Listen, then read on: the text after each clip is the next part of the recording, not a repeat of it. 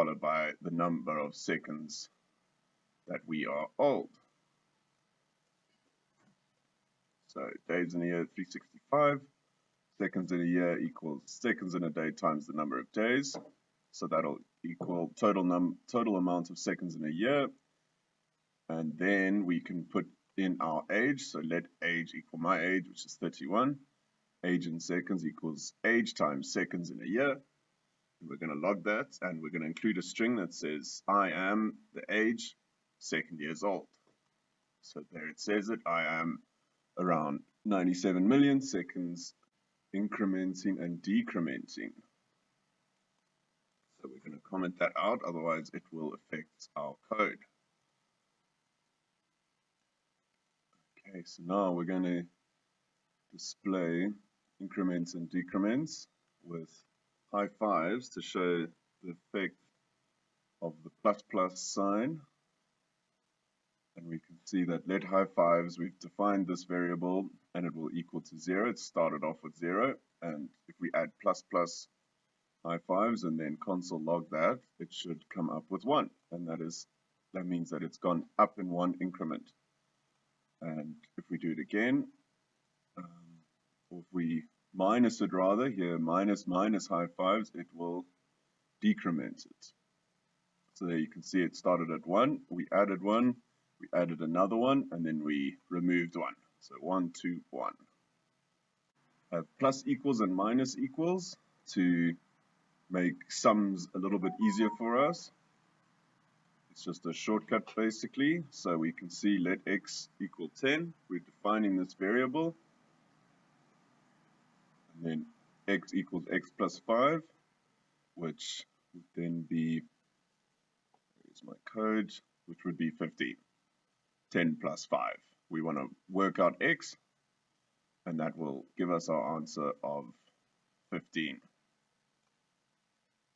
But we can make it a lot quicker if we use our plus equal sign.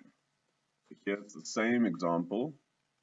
Let x equal 10, but now we say x plus equals 5, and that is a shortcut to say x equals x plus 5 times. And now then we move on to strings, which is a way of including letters, words, characters. But what is interesting is if we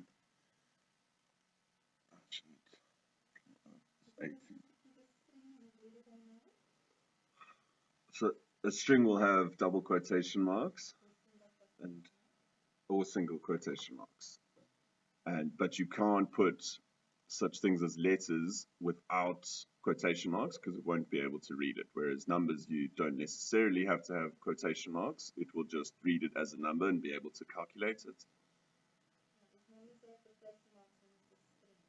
Yes, if numbers have quotation marks, it's a string. So here we're just displaying what happens if we enter numbers as strings or without strings, without quotation marks. And they are able to add to each other. But if we can also test it out by putting it as a string, it comes out as 99 instead of 18. When it isn't, when it's one string and one number, it actually adds them. But if it's two strings, it will just simply concatenates them and just put them that. So there we are defining variables. Let greeting equal hello, my name equals James, but here we can concatenate it and put a space in between them by simply putting them with a comma within our console log brackets. And so here's another example of what you have to do to get the spaces to come out is add the space within the string. Otherwise, it will put them all together without the spaces. And so another function of strings is being able to measure the length of the string, which we do by using our dot length function. As you can see, it can tell the number of characters within the supercalifragilisticexpialidocious. The same can be applied to any string. Indexing and being able to get a certain character from a string and being able to index it, and the index always starts at 0. So if we look at my name, James, the 0 is the J. That'll be the first index. Here we've just asked at console log my name 0, so that's the variable, and we want index 0, which is the J, and as you can see, it's come out JAM. But if we go to number 5, even though there are 5 characters, remember it starts at 0, so it's 0, 1, 2, 3, 4. So the S is 4, so I've said 5, and it comes out undefined because we have not defined that there is no variable. And the same can be applied. We can make a code word here. We can work out a code word by using indexes. This is the code they gave us. From these words, we can get the code word. It says look at index 1, 1, 1 of each word, and it comes out as run. Then we are able to slice a string by defining the index that we want sliced. So we don't actually have to define the variable first. We can just print it straight to the console log. So you can see a string. Here we've sliced it. We want index 1, including index 1 up to, but not including index 5. So index 1 is a space. As you can see, there is a space there. str, 1 to 5. And the second one is 4 until the end. So we wanted ring, so that's the 4th index right until the end, but we don't have to include that in our brackets. And we moved on to changing from uppercase to lowercase. And there's simply an easy way by including .2 uppercase or .2 lowercase. As you can see, we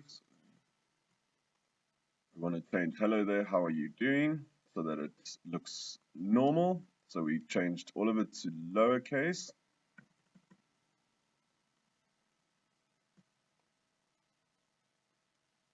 And you can see it's all come out as lowercase. And you include the string .2 uppercase, and it'll turn it all into uppercase. So Boolean value is a value that's either true or false. So here our example was trying to work out if we can go to school or not. We've made it so that in this case you have to have showered and have a backpack in order to get to school. Okay. School. Okay. Oh gosh, I'm 20 minutes. Okay, so can I go to school? So here we put in we've made the variables, and the fruit section, it is an or, so you have to have an orange or an apple. So we've included, but it has to have one or the other, so that's the and, but or is there, and so if all of them are true, then you can go to school.